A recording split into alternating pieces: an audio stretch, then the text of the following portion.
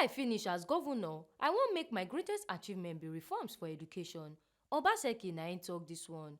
We no go play politics with the education of our children.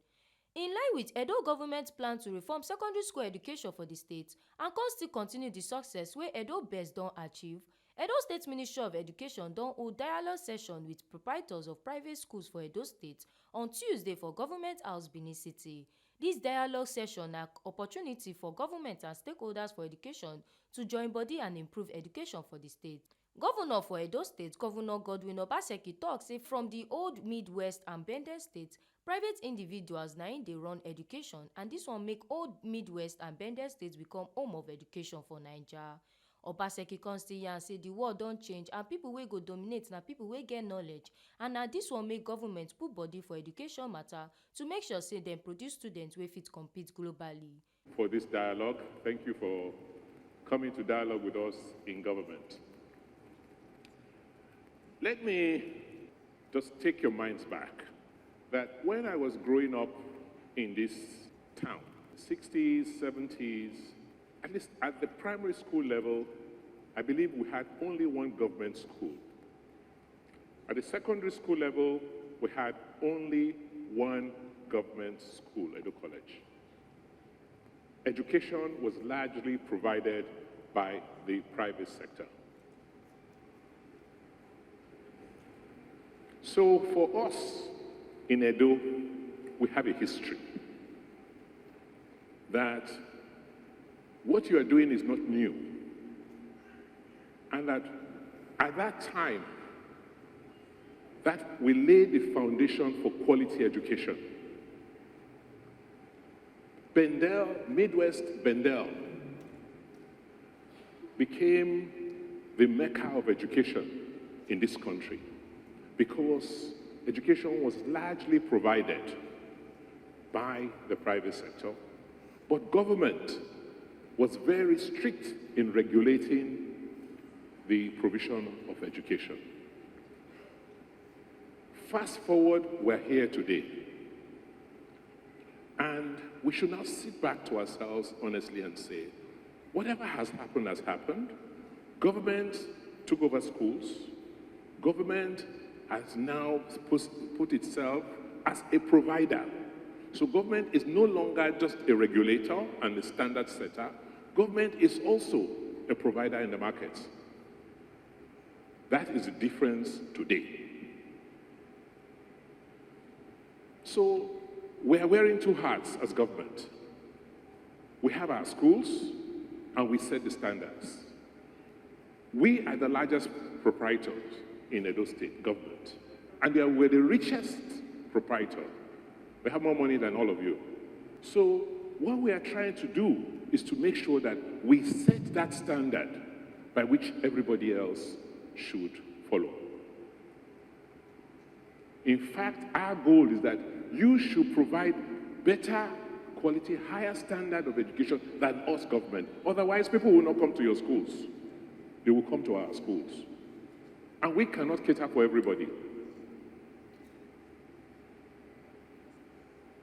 So that's why when the commissioner said we should dialogue, I said, please go ahead.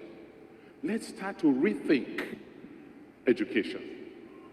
Particularly today from what we are seeing.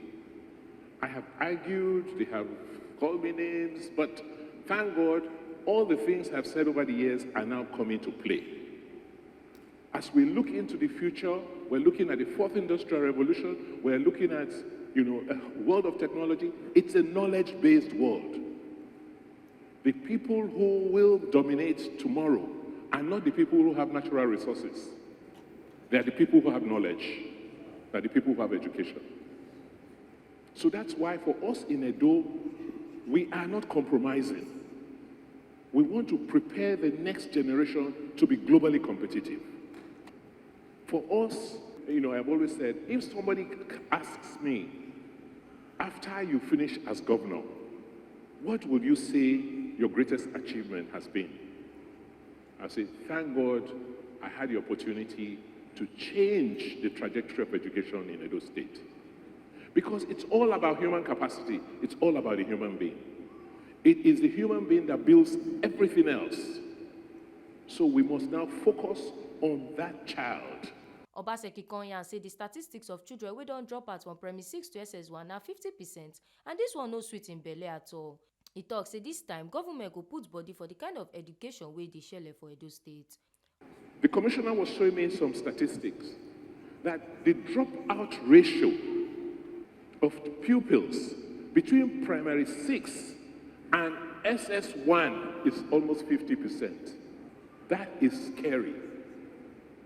That means that if 100,000 children finish primary 6, we only see 50,000 of them in SS1. What has happened to the rest? Are they with you? Are they with you? So where are they? They're in the motor parks. They are going to Libya. So you see our crisis as a state. You see why we must recover our children and bring them back to school. So I'm saying as governor, if I give you a child, allow you to train a child, fine, you want to charge for it, no problem. By the time that child is 15, what do I expect that child to be? Are we aligned that that child at the age of 15, when at GSS 3, will have a certain standard of learning that must be attained? That that child must be prepared with life skills to deal with the world ahead of them. And that child must now be made to understand that life is not about certificates. It's about what you can do with your hands. Are we agreed? If so, how do we now train our teachers? How do we have a common curriculum? How do we do all the things we need to do to achieve that? Governor Consti chook mouth for school governance structure, training of teachers, school environment, and other things wey concern education for Edo State. There is a national policy which is clear and specific. Unfortunately, we have not pursued that policy, and if we just pursue that policy, you see, it makes a lot of sense. Our constitution says basic education is free and compulsory, right? Will you provide free basic education? So if you are not going to provide free education, how do we now dialogue with you to make sure that that child still has access to basic education and standardized basic education? The Constitution says basic education is free and compulsory. And that's what happens everywhere in the world.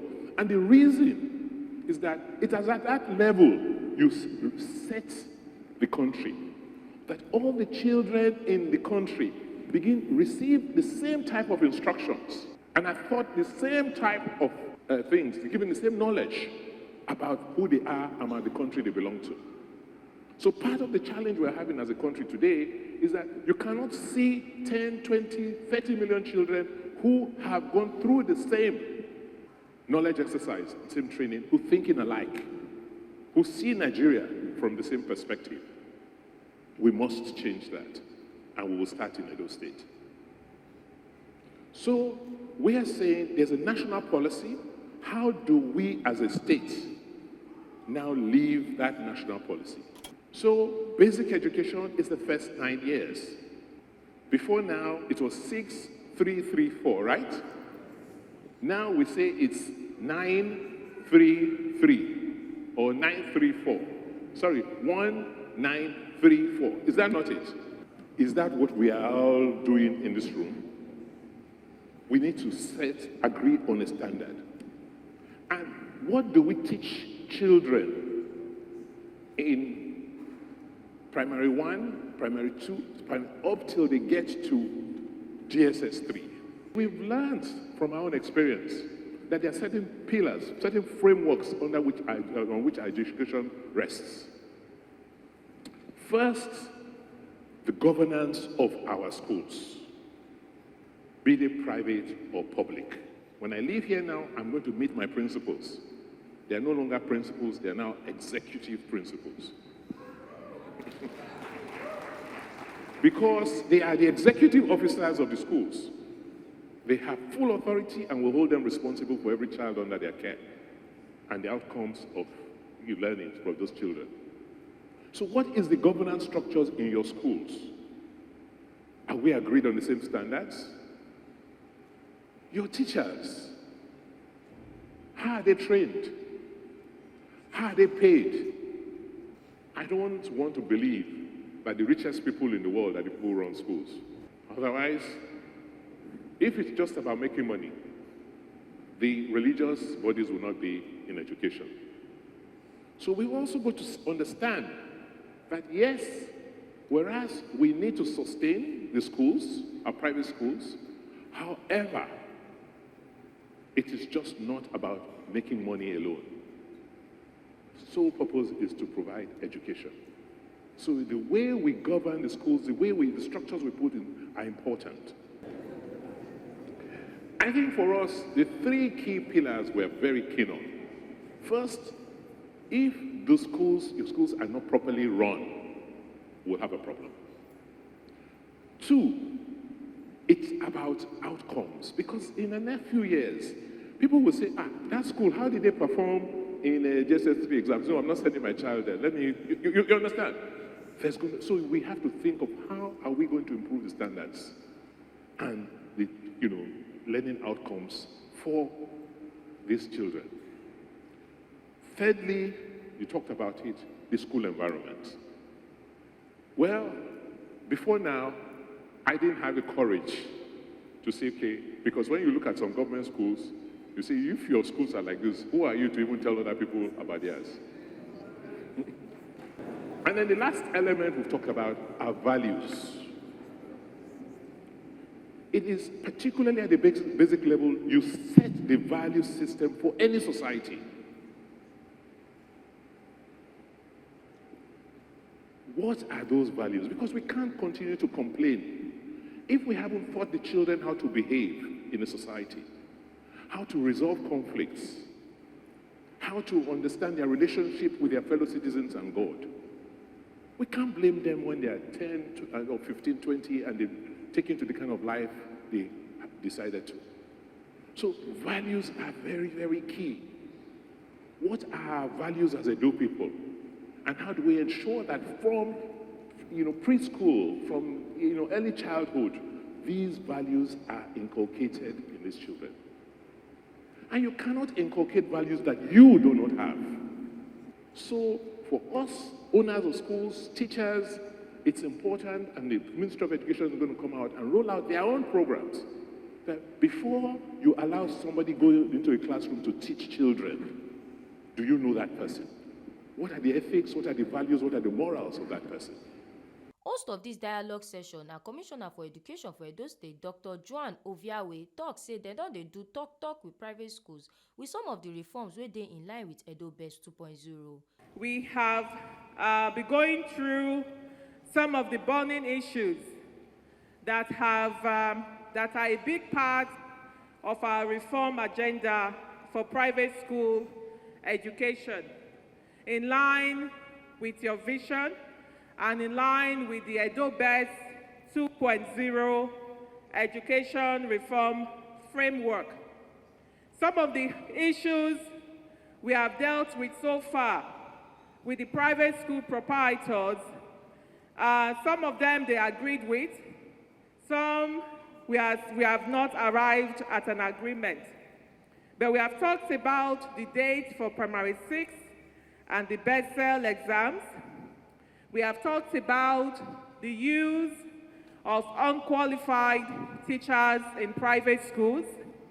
And some of the responses we have gotten from the proprietors is that in some cases, they are not able to find qualified teachers.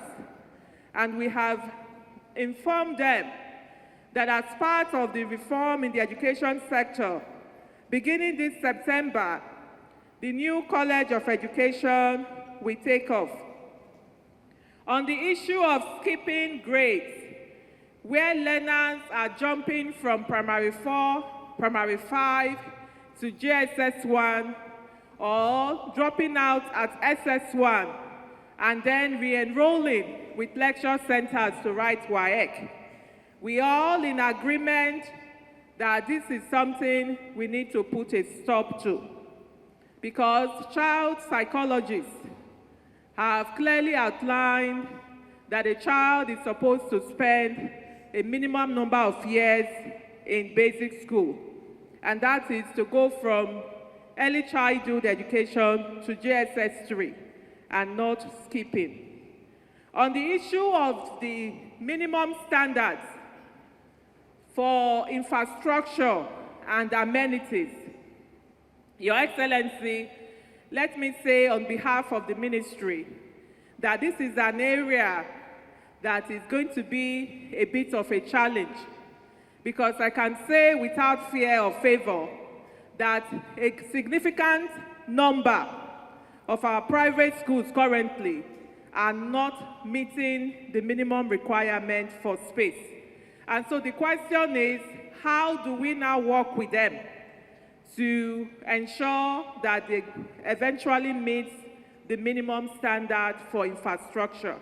Oluwatobi Odeshola, TMC TV News.